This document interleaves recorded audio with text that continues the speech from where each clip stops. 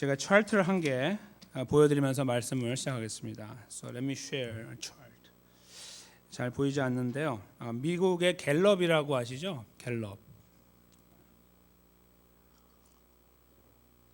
갤럽은 여러 가지 어피니언, 그 의견들을 모으는 이제 중요한 공신력 있는 기관이죠. 그래서 한국에도 이제 이 갤럽의 영향을 받아갖고 한국 갤럽도 생겼어요, 그렇죠? 근데 이제 이 미국 갤럽에서 이제 올해 이런 조사를 했어요.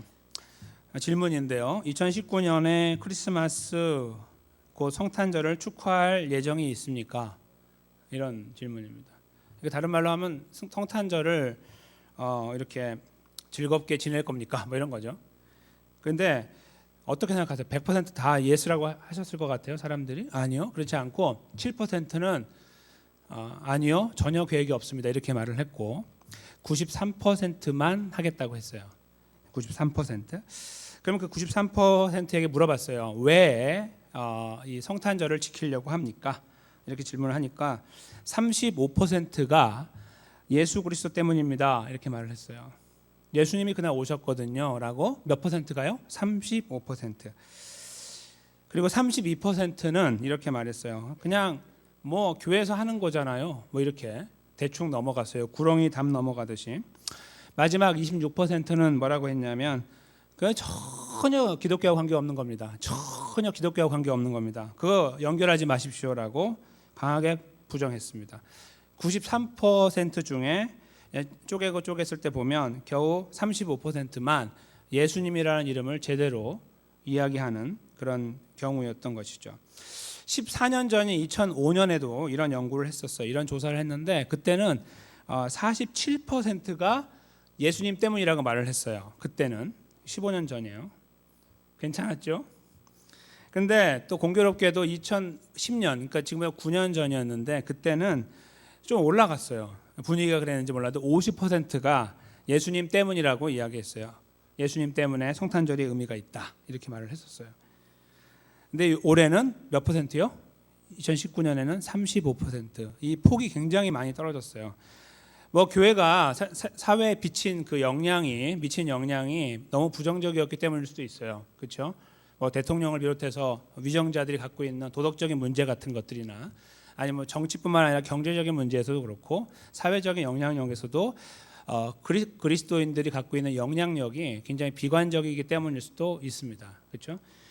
어쨌거나 지금 상황적으로 보면 성탄절을 지키는 이유가 예수님 때문이라는 분들이 굉장히 적어지고 있다 하는 것이 현실입니다.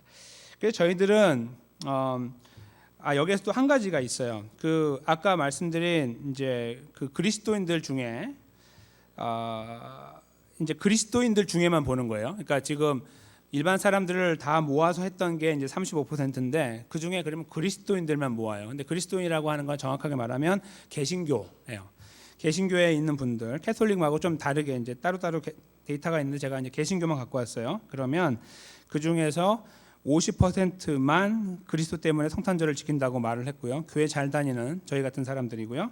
그리고 안타깝게도 13%는 뭐라고 했냐면 그리스도와 관계가 없다, 그렇게 말을 했어요. 교회 다니는 사람들도. 그러니까 교회 그냥 댕기는 분들이죠. 이제 예수님이 누구인지를 모르고 다니는 그런 분들. 교회에 이제 이렇게 있는 거예요. 그래서 이제 그런 현실 속에서 우리가 이제 질문을 던지게 되죠. 그러면 나는 여기 왜 있는가? 나에게 크리스마스는 어떤 의미가 있는가? 이렇게 질문 한번 저희가 던져볼 필요가 있겠죠. 여기 계신 모든 분들이 아주 건전한 답을 갖고 계신다고 믿습니다. 예수 그리스도 때문이라고 그렇게 고백하실 거라고 믿고, 그렇지만 조심스러운 질문을 던지는 것입니다. 우리는 어떠한 이유 때문에 크리스마스를 지키려고 하고 의미를 찾으려고 합니까? 한번 우리 스스로에게 답을 먼저 던져보신 다음에 말씀으로 들어가면 좋겠습니다. 왜냐하면 어떤 분들은 심지어 예배 자리에 나오실 때에도 소셜 릴레이션십, 소위 이제 요즘 줄여갖고 소셜이라고 그러잖아요. 소셜. 사회적인 생활 위해, 사회 관계를 위해서 교회에 나오시고 여기에서 이제 이렇게 뭔가 예배 어떤 시간을 지나가긴 하시지만 그냥 그 시간은 잠깐이고 결국은 이후에 있는 펠로우십 타임이 더 중요하고 거기에서 내가 한마디 이 사람에게 건네는 것, 관계를 좀 더 빌드업하는 것, 더 세워나가는 것에 의미를 두려고 하는 그런 경우가 이제 있을 수 있기 때문에 그렇죠. 저희는 이렇게 공들여서 크리스마스에 예배를 드리고 있는 저희들이 적어도 그 질문에 대한 답을 분명히 할 필요가 있다는 생각을 해보게 되는 것입니다. 오늘 저희가 나누려고 하는 말씀은 예수님을 만났는데요. 예수님과의 관계에서 가장 중요한 것을 잃어버린 한 사람을 만나요. 그러니까 마치 크리스마스에 교회 오셨는데 예배를 드리시는데 그냥 멍하니 앉아 있다가 가시는 거예요. 예수 그리스도의 관계가 형성되지 않고 그래서 하나님이 나에게 주신 은혜를 누리지 못하고 자리를 떠나가시는 거와 흡사한 그러한 사람을 저희가 만나요. 바로 그의 이름이 이제 빌라도이죠.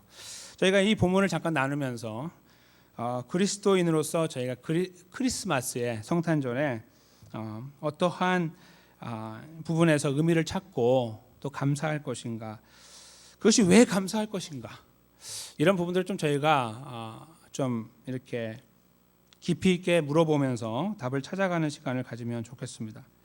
오늘 그 33절에 보시면 빌라도가 등장을 하는데요. 저희가 잘 아는 본디오 빌라도에게 고난을 받으사라는 바로 그 본디오 빌라도, 역사적인 인물이었죠. 이제 그 사람을 여기 등장하고 있는 거예요. 배경적인 면을 잠깐 말씀드리면, 오늘 어떤 의미에서 성탄절이니까 예수님의 탄생에 대한 말씀만 많이 드려도 되는데, 오늘 여기는 예수님이 돌아가시는 바로 직전 몇 시간 전의 상황을 설명하고 있는 부분이에요. 아이러니하게도 그 부분을 제가 가지고 왔는데, 그 이유는 성탄절의 의미가 바로 예수님의 죽음과 직결되기 때문일 것이죠. 근데 빌라도가 지금 여기 보시면은 다시 관정에 들어왔다, 자기가 있는 곳으로 들어왔다 그 말인데, 예수를 불러서 이제 질문을 하나 던지죠. 네가 유대인의 왕이냐 이렇게 물어봤어요. 근데 왜 이런 질문을 던지는지 배경을 말씀드리면, 빌라도가 이 유대인들이, 지도자들이 예수님을 잡아서 그 앞에 끌고 와서 재판을 신청할 때에 내용을 대충 듣자 하니 별거 아닌 거예요. 종교적인 문제인 거예요. 그러니까 내가 개입할 필요 없이 너희들끼리 알아서 하면 된다라고, 뭐 몇 대 때려서 놓으면 될 정도일 줄 알았어요. 근데 알고 봤더니 죽이려고 하는 거예요. 죽이려고 하는 거예요. 근데 이렇게 말을 하죠. 우리에게는 죽일 수 있는 권한이 없으므로 당신이 좀 사형 선고를 내려줘서 그래서 이 사람을 죽일 수 있도록 도와달라, 이런 부탁을 해요. 그 부탁을 듣고 빌라도가 다시 들어온 거예요. 되게 무거운 마음을 가지고 들어와요. 그래서 예수님에게 물어보는 거예요. 당신이 네가 유대인의 왕이냐 이렇게 물어보죠. 근데 여기에서 예수님께서요, 그렇다라고 말을 하면 어떻게 되는 줄 아세요? 바로 사형이에요. 바로 사형. 그렇다라고 하면 왜 사형인 줄 아십니까? 당시에 그 나라의 왕은 누굽니까? 사실은 그 나라뿐만 아니라 전 세계 왕이라고 자부하는 로마 황제죠. 로마 황제를 제외하고 누구라도 왕이라고 말하거나 주라고 부르면 다 죽어요. 무조건. 그러니까 여기서 예수님이 그래 내가 왕이다 이렇게 말할 수가 없어요. 물론 말씀하셔도 되죠. 두렵지 않으니까. 그러나 예수님이 굉장히 지혜롭게 이 상황을 이제 지나갔습니다. 34절에 보시면은 이렇게 말씀하시죠. 이것이 네가 나한테 묻는 너의 질문이냐, 아니면 다른 사람의 질문을 네가 나에게 하는 것이냐 이렇게 물어봐요. 어려운 질문을 들을 때 답을 잘하는 분들 이렇게 하시잖아요. 오히려 물어보시잖아요. 그렇죠? 당신의 이게 뭡니까? 이렇게 물어보면 답을 하는 게 아니고 다시 상대방에게 질문하는 분이 있어요. 굉장히 이렇게 두 번 생각하시는 분들이에요. 그렇죠? 너무 복잡하게 생각하시는 분들일 수도 있고. 근데 여기서 예수님이 그렇게 하신 거예요. 너 이거 질문 어디서 받아왔냐? 네 거냐? 듣고 온 거냐? 이렇게 물어봐요. 그러니까 35절에 빌라도가 말하죠. 기분 나빠서 말해요. 내가 유대인이냐? 이렇게 말하는 거예요. 이게 원래 뉘앙스가 내가 유대인이냐? 이렇게 말해요. 이 사람은 유대인에 대해서 굉장히 싫어하고 그리고 또 감정이 많은 사람이어서 이따 말씀드리겠지만, 그러면서 내 나라 사람과 대제사장들이 너를 나에게 넘겼으니 도대체 네가 무엇을 했길래 이렇게 넘어왔느냐 이렇게 말을 하는 거예요. 추궁을 하는 거죠. 그러니까 나는 유대인이 아닌데 네 나라 사람들과 대제사장이 너를 나에게 넘겼다. 그 말은 뭐냐면 내가 너를 재판한다 그런 말도 있지만, 또 하나는 뭐냐면 사실은요 저 사람들이 나한테 물어본 거거든요. 이런 질문이, 이런 답인 거예요. 이 답을 보셨어요? 빌라도가 지금 여기서 하는 말은, 예수님 물어보셨잖아요. 이건 네 질문이냐 다른 사람 질문이냐 그랬더니 다른 사람 질문입니다 이렇게 말하는 거예요. 요 분위기가 그렇게 기분 나쁘지만 하고자 하는 말은 다른 사람 겁니다라고 말을 한 거예요. 그렇게 이야기를 하고요. 이제 36절에 보시면 예수님이 대답하십니다. 내 나라는 이 세상에 속한 것이 아니라 만일 내 나라가 이 세상에 속한 것이었다면 내 종들이 싸워 나로 유대인들에게 넘기오지 않게 하였으리라. 이제 내 나라는 여기에 속한 것이 아니다. 예수님 말씀이 되게 이상하지 않으세요? 잘 보세요. 한 번 말씀하셔도 되는 것이 뭐가 있냐면 내 나라는 이 세상에 속한 것이 아니다라는 말이 있어요. 그렇죠? 그러니까 지금 예수님이 이제 스스로 왕임을 드러내기 위한 방법으로 내 나라에 대한 언급을 하시는 거예요. 내 나라는 다르다 이걸 하셨는데 첫 번째로 말씀하신 부분이 이 세상에 속한 것이 아니다 이렇게 말씀하신 다음에 마지막에 다시 말씀하고 있는 거예요. 그러니까 그것은 강조하는 거죠. 내 나라는 네가 이해 못하겠지만 내가 말하는데 잘 들어라. 내 나라는 여기에 속하지 않았어. 마지막에 가서 그래서 내 나라는 여기에 속한 것이 아니라 이렇게 강조해서 두 번 말씀하신 거예요. 근데 예수님의 이 논리가 굉장히 타당하지 않으세요? 잘 보세요. 그 같은 36절에 보시면 만일 내 나라가 이 세상에 속한 나라였다면 내가 왕이라고 할 때 내 신하들이 나에게 어떻게 하겠느냐? 어떻게 해요? 내 종들이 그 밀리터리 파워가 와서 어떻게 합니까? 나를 구원해 줄 거 아니겠습니까? 다시 말하면 지금 내가 여기 이렇게 있을 이유가 없는 거죠. 이렇게 예수님의 논리가 되게 타당하지 않으세요? 굉장히 명석하죠. 뭐 반대할 수가 없어요. 그냥 딱딱 들어맞는 거죠. 지금 여기에서 내가 죄수의 신분처럼 있어서 네가 나를 깔보는데 이렇게 감정적으로 나가실 수 있죠. 그렇지 않고 돌려서 말씀하신 거예요. 아주 앞으로도 가지 못하고 뒤로 가지 못하게 딱 그 안에 넣어 놓으시는 게 뭐냐면 왕이라는 말을 안 하세요. 그렇죠? 왕이라는 말 안 하시지만 내 나라라는 표현을 해가지고 내 나라는 여기 속한 것이 아니다. 그걸 두 번 말씀하시고 만약 그랬다면 내가 여기 있지 않을 것이다. 이렇게 말씀하심으로 하고자 하는 말은 뭐냐면 내 나라는 이 나라의 세상에 속하지 않았다. 요거를 분명하게 하신 거예요. 그랬더니요. 37절에 보시면 빌라도가 말을 해요. 우리 이 한국어 성경에 보시면 빌라도가 가로되 그러면 네가 왕이 아니냐 이렇게 묻고 있죠. 저거는 그 혹시 영어로 밑에 보실 수 있는 분은 보시면 아시겠지만 So you are a king 이렇게 돼 있죠. 저거는 이제 일종의 의역을 너무 강하게 한 거예요. 의역을. 그러니까 저거는 조금 심하게 말씀드리면 잘못된 번역입니다. 그러니까 원래는 이렇게 돼 있어야 돼요. 그러면 당신이 왕이요? 그런 말이에요. 원래는 그렇게 이해하셔야 됩니다. 그래야지 제대로 이해하실 수 있어요. 그러니까 잘못 약간 그 의미가 분명하게 전달 안 되도록 번역이 됐어요. 빌라도가 가로되 그러면 당신이 왕이요? 이런 말이에요. 근데 예수님이 여기서 뭐라고 말씀하시냐면 네 말과 같이 내가 왕이다 이렇게 말씀했어요. 그럼 여기 예수님 뭐라고 하신 거예요? 내가 왕이다 그랬으니까 어떻게 돼야 돼요? 유죄죠. 유죄. 죽어야 돼요. 그렇죠? 근데 원래는 여기 쓰여진 말은 그렇게 안 돼 있고 이렇게 돼 있어요. 네가 말하였다. 이렇게 돼 있는 거예요. 원래 말은. 어떤 의미일까요? 이거는 유식한 사람들 당시에 랍비들이나 쓰는 표현 중에 하나였어요. 그러니까 무슨 말이냐면 막 뭔가 이야기하다가 누가 옳은 말해요. 그러면 네가 말했어. 이렇게 되는 거죠. You got it. 뭐 영어로 그런 말 있잖아요. 너 알았구나. 그렇게 하는 거. 그 말이 바로 여기 나와 있는 내가 말하였느니라는 말이에요. 그러니까 예수님께서 내가 왕이라고 말씀하신 적이 없고 네가 제대로 말을 했다. 그렇게만 말씀하신 거예요. 누가 그 말을 한 거예요? 왕이라고. 빌라도가 말을 했어요. 빌라도가 말을 한 거예요. 그러니까 예수님이 나라로 말씀하신 다음에 오니까 빌라도가 답답한 마음에 그럼 당신이 왕이란 말이네요. 이렇게 말을 해버린 거예요. 뉘앙스가. 그러니까 네가 말하였느니라. 본인 입으로는 왕을 시인하지 않았지만 상대방이 자기 입을 통해 예수님이 왕이라고 시인하게 만드는 이러한 일을 여기서 예수님께서 하신 거예요. 그래서 결국 예수님은 왕이다 하는 것을 드러내 주신 거죠. 그러면서 예수님 말씀하시는 내용이 있죠. 여기 왜 계시는지 내가 이를 위하여 낳고 이를 위하여 세상에 왔다. 이 말은 뭐냐면 그 뒤에 나와 있는 내용이에요. 좀 더 분명하게 쓴다면 이렇게 되는 거예요. 내가 진리에 대하여 증거하려고 이 땅에 왔고 이 세상에 왔다. 그런 말이에요. 다시 말씀드릴게요. 네가 말했다. 그 말은 내가 왕이다. 그 말을 돌려 말씀하신 거예요. 그런 다음에 내가 여기 왜 왕으로 다른 나라의 왕이 이 세상에 속하지 않은 나라의 왕이 내가 여기에 왔냐면 한 가지 이유 때문인데 한 가지 이유가 뭐냐면 진리를 증거하기 위해서다 이거예요.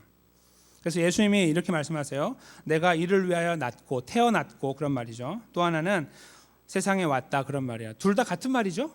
태어난 거하고 여기 세상에 온 거하고 같은 말이잖아요. 그러니까 둘 다 이유는 분명해요. 내가 여기 왜 왔냐면 이렇게 두 번 강조해서 말한 거예요. 이유는 진리를 증거하기 위함이다, 이렇게 말씀하셨고요. 그 다음에 한 가지 기분 나쁜 말씀하셨어요. 무릇 진리에 속한 자는 내 소리를 듣는다. 다른 말로 하면 미안하지만 너는 진리에 속하지 않았다, 그런 말이죠. 내 말을 못 알아들으니까 이제 그런 말이 되는 거죠. 그래서 진리에 속한 자는 내 말을 듣는다, 나는 그걸 증거하기 위해 왔다라고 말씀하고 계십니다. 빌라도가 요즘 속된 말로 시겁한 거예요. 그래서 38절에 질문을 던져요. 빌라도가 가로되 진리가 뭔데요? 이렇게 물어보죠. 반말로 했겠죠. 진리가 뭐냐? 이렇게 물어봤겠죠. 근데 저희가 여기까지 읽었잖아요. 왜 여기까지 읽었냐면 여기까지 문단이 끝나는 거예요. 이렇게 이어져 있지만 원래 거기가 끝이에요. 그런데 왜 이렇게 됐냐면 이 사람이 그 두려움이 생기는 거죠. 진리에 대한 두려움. 그래서 진리에 대해 물어봤는데 어떤 분들은 이렇게 생각합니다. 진리에 대한 답변을 예수님이 하셔야만 답을 들을 텐데 왜 답을 그러면 안 줬을까라고 생각하지만 그 다음 문장을 보시면 아시겠지만 빌라도가 훅 나가버려요. 그냥 만약에 영화를 보신다고 생각하시면 둘이 서 있잖아요. 이렇게 서 있다가 대화하다가 나가면서 말하는 거예요. 진리가 뭔데? 이러고 나가는 거예요. 오늘날로 한다면 그래? 진리가 뭔데? 그러면 답을 하려고 진리는 할 때 싹 나가버리는 거죠.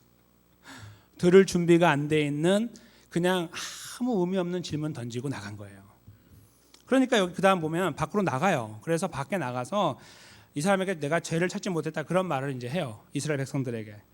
그래서 그 머릿속에 진리에 대한 사모함, 갈급함, 그걸 들어보고 싶은 마음, 이런 것들이 전혀 없는 사람이었던 것을 여기서 저희가 문맥에서 찾게 됩니다. 다른 말로 바꾸면 예수님은 진리를 위해 이 땅에 오셨는데 그 진리와 전혀 관계가 없는 사람으로서, 그걸 듣지 못하는 사람으로서 빌라도가 예수님과 함께 대화를 하고 있었다는 것을 저희가 여기서 찾게 된다는 것입니다. 마치 크리스마스 예배에 왔고 크리스마스 가운데 있고 하지만 전혀 거기와 관계없는, 그렇죠? 주님을 만나서 지금 대화를 하고 있는데, 그렇죠? 이런 사람이 세상에 몇 명이나 있습니까? 리더 중에는 이 사람하고 나중에 헤롯하고 없어요. 그 다음에, 그렇죠? 이 사람이 역사 속에 등장하는 인물 중에 리더로서 힘 있는 사람으로서 예수님 만난 2명 중에 1명밖에 안 돼요. 나머지는 다 예수님이 성경책에 기록된 사실을 보고 예수님 만났죠. 이 사람 같은 굉장한 특권을 갖고 예수님 만나서 얼굴을 맞대고 대화했던 사람이에요. 진지한 이야기를 했던 사람이죠. 그의 마음속은 공허함으로 가득 찼어요. 예수님이 아니라. 제가 빌라도에 대한 설명을 조금 드려야 됩니다. 이제 빌라도가 어떤 사람인지를 아시면 좀 이 내용이 좀 더 이해가 되십니다. 빌라도는 이 본디오 빌라도라고 하는 이 본디오라는 것이 이제 일종의 가문을 설명해요. 그러니까 그 이탈리아, 그러니까 당시에 이제 이탈리아하고 로마인데 그쪽에 속한 여러 가문 중에 이제 폰티안 클랜이라고 하는 그런 가문이 있어요. 이제 우리나라 하면은 본디오 집안 뭐 이런 거예요. 본디오 가문, 그런 말이에요. 그 본디오 가문이라는 것이 이제 오랫동안 있어 왔어요. 오래 전부터. 그러니까 본디오 빌라도는 본디오가 이제 일종의 라스트네임, 영어로 라스트네임이죠. 한국처럼 성이 앞에 있는 거죠. 본디오 빌라도니까. 근데 본디오가 그 집안의 흐름을 갖고 있는 나름 소위 이제 굵직한 가문에 태어난 사람이다, 그런 의미가 있는 거예요. 그게 하나고요. 그 다음에 그의 조상 중에 본디오 텔레시우스라고 하는 사람이 있었어요. 본디오 텔레시우스, 그러니까 그 한참 위에 할아버지겠죠. 이 할아버지는 이제 아까 말씀드린 로마의 오래된, 그러니까 샘 나이트라고 하는 그 부족을 이끌고 있는 그런 사람이었는데 아주 위대한 장수로 기록되어 있어요. 로마 역사에. 그 무엇이냐면 제가 드리려고 하는 말씀, 본디오 빌라도는 그냥 하늘에서 뚝 떨어진 갑자기 일어난 사람이 아니라 나름 집안이 튼튼하고 역사가 있고 그 다음에 좀 뭔가 명함을 내밀 수 있는 그런 사람으로 자라났다는 거예요. 부족함 없이 그렇게. 그리고 할아버지를 본받아 자기가 장수가 돼서 결국은 이제 그 유대 지역을 다스리는 총독으로 오게 된 거예요. 지금 현재 황제의 이름은 디베리우스라고 부르거든요. 그 당시 이 두 번째 황제, 로마의 두 번째 황제가 디베리우스인데, 예수님 태어날 때 황제가 바로 아구수도라고 들어보셨죠? 아구수도가 칙령을 내려서 예수님이 베들레헴에서 출생하게 됐잖아요. 이렇게 하나님이 하셔가지고. 근데 그의 아들이 이제 디베리우스예요. 근데 이 디베리우스가 바로 이 사람을 지명해가지고 유대로 보낸 거예요. 근데 이제 여기에서 한 가지 저희가 기억할 것은 뭐냐면, 이 사람이 그런 굵직한 가문에 태어났지만 이제 한 가지 아쉬운 점이 있었어요. 그것이 뭐냐면 이제 싸움꾼이라는 거예요. 싸움꾼.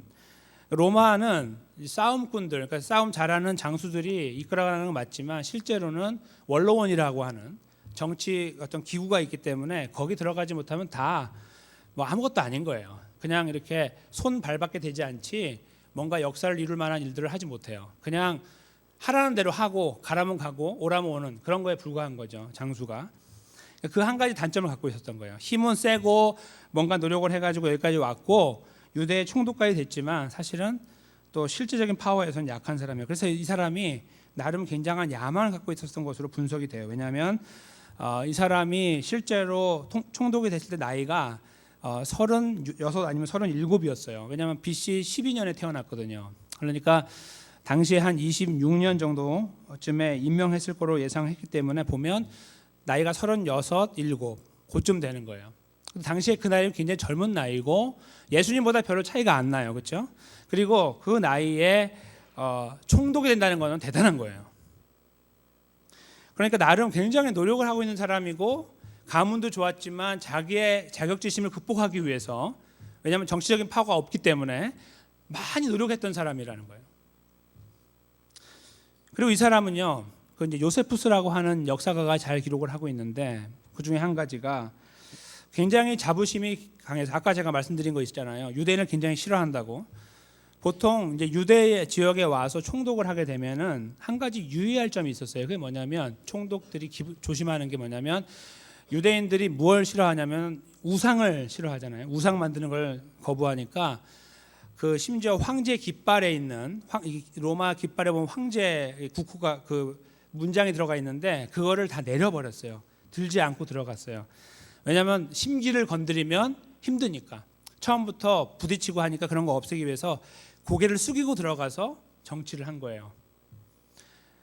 아시겠죠? 근데 이 사람이 6번째로 그 지역을 다스렸는데 자기보다 앞에 있던 5명의 사람들은 몇 년씩 하고 다 그만뒀어요. 잘리고 막 이렇게 바뀌었어요. 노력을 했지만. 근데 이 사람은요 10년 동안 했어요. 본디오 빌라도는. 이 사람은 어떤 사람이냐면, 그러니까 젊지만 패기가 있고 감은 괜찮고 꿈이 있고 야망이 있고 목숨을 거는 사람이에요. 거기다. 그다음에 굉장한 자부심이 강해서, 이제 아까 그런 말씀드렸잖아요. 5명 그렇게 했는데 이 사람은 어떻게 했냐면 이걸 다 세우고 들어갔어요. 깃발을 다 세우고 이까지 것들이 뭔데 하면서 확 들어갔단 말이에요. 그러니까 사람들이 막 모여가지고 봉기를 하는 거예요. 진짜로 와서 그 궁전 앞에서 봉기를 하니까 5일 동안 가만히 있었어요. 이게 실제로 이제 요세푸스가 기록한 내용이에요. 가만히 있다가 6번째 날에 군대를 불러 모았어요. 나가서 선포해라. 까불면 다 죽는다고. 이렇게 말을 해버렸어요. 그러니까 이 사람들이 뭐라고 그랬냐면, 유대인들이 죽여라 그렇게 한 거예요. 우리를 죽여라. 그러니까 아니 이런 사람들이 다 있냐. 죽인다고 하면 도망갈 줄 알고 무릎 꿇을 줄 알았는데 죽인다고 하니까 죽이라고 하네. 깜짝 놀라가지고 자기가 무릎을 꿇어버렸어요. 거기에서 자기가 본디오 빌라도가 유대인들에게 무릎을 꿇고 용서를 빌고 그 문제가 해결됐어요. 이 사람이 어떤 사람인지 아시겠죠? 굉장한 자부심이 있는 사람이에요. 로마인에 대한. 그래서 한 번 덤볐는데 젊은 패기로 무너져 버렸어요. 그러니까 유대인들을 생각하면 치가 떨리는 거예요. 막 이렇게. 실제로 나중에 나쁜 일도 많이 했어요. 유대인들을 향해서. 근데 그런 사람이 바로 이 본디오 빌라도예요. 이 사람이 예수님 만났다는 말은 어떤 거를 지금 의미하고 있냐면, 굉장히 자존심이 세고 나름 성공을 했고 나름 자기 삶에 대한 가치를 갖고 있는 그 사람이 예수님 만난 거예요. 그냥 평범한 사람이 만난 것이 아니고, 예수님을 만났을 때 예수님 앞에 무릎 꿇을 수 있는 사람이 아니라 예수 그리스도를 자기 밑에 무릎 꿇게 만들려고 하는 사람이라는 거죠. 근데 이 사람이 보여주는 거는 그런 권력에 의해서 예수님을 무릎 꿇게 만들려고 하는 그런 야망도 있었겠지만, 자기 속에 있는 자격지심도 있었어요. 그게 뭐예요? 자기는 한낱 군사, 칼 쓰는 장수에 불과하다라는 자격지심. 나는 평생 올라가 봐야 저 앞에 맨날 칼만 쓰는 사람밖에 되지 않을 거라는 그러한 미래에 대한 그 불확실성에서 오는 자격지심을 갖고 있던 사람이었어요. 이 사람이 보여주는 건 그래서 두 가지가 있는 거예요. 예수 그리스도를 만나서 대화를 했어요. 근데 껍데기만 핥고 끝난 대화였죠. 아무것도 거두어들이지 못하는 대화를 했는데 그 사람을 보면 두 가지가 보여요. 우리를 볼 수 있는데 보편적인 사람을 한 가지는 뭐냐면 굉장한 성공을 이룬 사람, 능력이 많은 사람, 돈이 많은 사람, 권력이 있는 사람을 말해요. 예수님 필요 없다고 여기고 자기가 예수님을 평가하려고 하는 거죠. 그런 류의 사람이 있고요. 또 한 류의 사람, 이 사람의 다른 면인데요. 굉장히 약한 거예요. 약해요, 자기가. 그러니까 스스로 자기가 약하다는 것을 덮으려고 하는 거죠. 강해서가 아니고 너무 약하니까 덮으려고 하는 거예요. 그러면서 가는 두 가지 부류의 사람이 있어요. 예수를 만나지 못하는 사람들 중에요. 그런데 있잖아요. 그런 조건을 놓고서 저희가 이 본문을 보면 지금 드러나고 있는 본디오 빌라도는 이렇게 나가 떨어지게 되거든요. 요세푸스는 이 사람이 나중에 자살했다고 말을 해요. 그 정도로 이제 그 삶에 대한 평가를 조금 심하게 하기도 하는데 또 어떤 분들은 그렇게 생각하지 않고 다른 역사가는 그렇지 않다. 이 사람은 변화되어서 주님을 만났다라고 말씀하는 분도 있어요. 그러니까 그 뒤의 역사는 불확실해요. 근데 이 사람이 갖고 있는 이 열정과 욕망과 미래를 향한 그런 추구하는 그런 마음은 보통 사람보다 뛰어났다라고 볼 수 있는 거죠. 그가 만나지 못한 거는 에이 뭐 그 사람 교만하니까 안 되지 그렇게 말하기보다는 이 사람을 보면서 우리가 좀 우리를 곰곰이 생각해 봐야 돼요. 왜냐하면 우리에게도 이런 두 가지 모습이 있기 때문입니다. 굉장히 그 자부심이 강한 모습이 우리 안에 있기도 하고요. 남들과 비교해서 우리가 스스로 더 낫다고 생각하면서 주님 앞에 서 있을 때가 있고요. 어떤 경우는 다 못하기 때문에 우리를 자꾸 보호하고 나를 지키려고 하고 나를 감추려고 하면서 주님 앞에 설 때가 있어요. 본문에 등장하고 있는 빌라도는 주님을 경험하지 못하고 수박에 겁만 하고 끝났지만 저희가 여기서 발견하는 한 가지 다른 사실은 그럼에도 불구하고 저희는 예수 그리스도를 나의 주 나의 하나님으로 고백했다는 사실입니다. 여기서 그래서 저희가 한 가지 질문을 추가적으로 던져봐야 됩니다. 어떻게 우리가 예수 그리스도를 만나게 되었죠? 이런 겁니다. 우리가 그만큼 이 사람처럼 대단한 것을 이루었기 때문에 아니면 이 사람보다 더 못나서 이 사람이 못난 부분을 갖고 있던 것처럼 자격지심에 의해서 그렇게 있었기 때문에 그렇다면 우리가 주님을 만날 수 있는 요건이 하나도 되지 않아요. 근데 우리가 어떻게 예수님을 만나서 고백을 하게 되었느냐 하는 겁니다. 여기에 혹시 단서를 갖고 계십니까? 우리가 늘 들어왔던 단서이고 고백하고 있는 믿음의 고백의 근거인데 바로 그레이스죠. 하나님의 은혜입니다. 이 본문의 이 텐션, 이 긴장 관계를 저희가 물끄러미 들여다보면서 이 성탄절 아침에 저희가 기억해야 될 것이 바로 은혜라는 겁니다. 빌라도가 우리하고 다르고 더 뛰어나거나 더 못하거나 둘 중에 하나겠죠. 저희하고 비교한다면 뭐 인성으로 본다거나 성공으로 본다거나 그렇죠. 근데 이 빌라도가 보여주는 것이 보편적인 인간의 두 가지 측면이라고 한다면 우리는 이 둘 중에 하나에 반드시 속하게 돼 있어요. 뛰어나거나 그러지 못하니까요. 그렇죠. 우리는 둘 중에 하나 아니에요. 뛰어나서 자랑하거나 못해서 자격지심 속에 감추거나 둘 중에 하나 아닙니까? 양면성을 갖고 있는 빌라도의 이 모습은 저희들이 그래서 보편적인 인류를 보여주는 거예요. 예수님과 대화해요. 충분히 만나요. 그러나 아무것도 얻지 못해요. 예수님 말씀처럼 진리에 속하지 않았기 때문에 진리를 알지 못해요. By the way, 그런데 바로 이 진리가 무엇입니까? 예수님이 그렇게 증거하러 오셨다고 하는 바로 진리는 본인 자신을 말해요. 이 복음서 중에 누가복음에 딱 한 번 나오고 그다음에 요한복음만 한국어 성경은 17번, 영어 성경은 21번이 나와요. 진리라는 말이. 그러니까 진리에 대한 이야기를 찾으려면 요한복음을 읽어야 되는 거예요. 다른 복음이 아니고요. 요한복음에 나와 있는 진리는 14장 말씀에 보면 예수님이 자신이 이렇게 말씀하죠.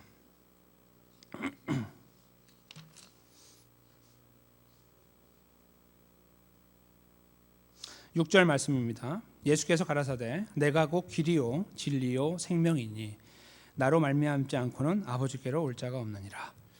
자, 요한복음을 제가 읽으면서 찾는 진리는 무엇입니까? 예수 그리스도입니다. 뭐 좋은 길, 옳은 길, 바른 길 그런 것들이 아니고요. 예수 그리스도가 진리예요. 그것이 요한이 증거하고 있는 진리의 정의가 되는 것입니다. 여기서 예수님 말씀하신 증거, 진리도 마찬가지예요. 내가 그 진리를 증거하러 왔다. 다른 말로 바꾸면 내가 나를 증거하러 왔다. 내가 이 세상의 구원자라는 것을 증거하기 위해 왔다라고 예수님 말씀하신 거죠. 크리스마스가 무엇입니까? 예수 그리스도께서 이 땅에 오셔서 자신을 증거하기 시작한 날입니다. 무엇이라고요? 내가 곧 길이요 진리요 생명이니 나로 말미암지 않고는 하나님께로 아버지께로 가는 구원을 받을 사람이 아무도 없다라고 증거를 시작하신 바로 그 상징적인 날이 되는 것이죠. 그 이야기를 귀담아 들으며 예수님을 발견하기보다는 아무것도 그러한 주님에 대한 갈급함이 없어, 목마름이 없어 주님을 발견하지 못한 이 빌라도의 걸음이 저희들에게 비춰지고 있습니다. 그것은 좀 정신 차리십시오. 그리고 빌라도처럼 살지 마십시오를 말하는 것이 아니에요. 우리는 항상 빌라도에게 속하 있는 사람들이기 때문에 이 이야기는 저희들에게 은혜를 보여주는 거예요. 예수님 만나면 뭐합니까? 100번 만나면 뭐예요? 믿지 못하는데 예수님을 이야기로만 들어서 믿게 되는 우리하고 그가 무엇이 다르죠? 눈이 빠지게 예수님을 바라보는 거 아무 소용이 없다는 거예요. 대화요? 소용이 없어요. 우리는 보지도 못했고 만지지도 못했어요. 그 그림자도 보지 못했어요. 하나님 말씀으로 들었어요. 그런데 우리는 알아요. 그 예수님이 이 땅에 오신 목적을 알아요. 예수님을 증거하기 위해 오셨어요. 구원자라고 말씀하기 위해 오셨고 그것을 이루기 위해 오셨어요. 그리고 예수님은 이 오늘 본문을 지나 결국 그것을 이루기 위하여 십자가에 돌아가셨어요. 이상하죠? 저희가 그걸 믿고 있어요. 한번 스스로 대답을 해보세요. 정말 그 예수님이 오늘 오신 그 예수님이 바로 나를 구원하기 위해서 그렇게 오셨고 십자가에 돌아가시고 부활하셔서 나를 구원의 자리에 세워주셨냐 라고 하나님께서 질문하실 때 우리가 스스로 답할 수 있는 답변이 무엇인지 한번 답변을 하나님께 드려보십시오. 그리고 있잖아요. 거기에서 우리가 정말 그렇습니다라고 답을 할 수 있다면요. 어떻게 그렇게 하게 되었는지를 한번 생각해 보십시오. 불가능한 일이죠. 불가능한 일이에요. 가문도 어떤 가문도 예수님을 고백하게 만들 수 없어요. 어떠한 집안도 목사가 1000명, 10,000명 나오는 집안도 똑같아요. 선교사가 순교자가 나와도 마찬가지입니다. 아무것도 담보하지 못합니다. 전혀 예수님하고 관계없는 분이 예수님을 믿어 고백하는 경우를 보시죠. 하나님의 은혜가 보이는 겁니다. 자격을 갖추고 준비가 되니 좀 자격지심이 있어서 내가 못한다고 고백을 하니 그 자리에 서는 것도 아니라 내가 좀 가졌다고 하면서 주님께 부딪히니까 구원받지 못하는 것도 아니에요. 어떠한 경우건 관계없이 하나님의 은혜가 우리를 붙잡아 주었을 때 우리는 예수 그리스도를 나의 주 나의 하나님으로 영접하는 자리에 서게 되는 것입니다. 우리가 이제 마지막 다시 처음의 질문으로 돌아가겠습니다. 크리스마스입니다. 35%만 예수님 때문에 크리스마스를 지킨다고 하는 미국에서 여러분은 무엇 때문에 크리스마스를 지키고 싶으십니까? 다시 이 질문으로 돌아왔습니다. 우리의 답변이 무엇인지 우리 스스로 알고 있습니다.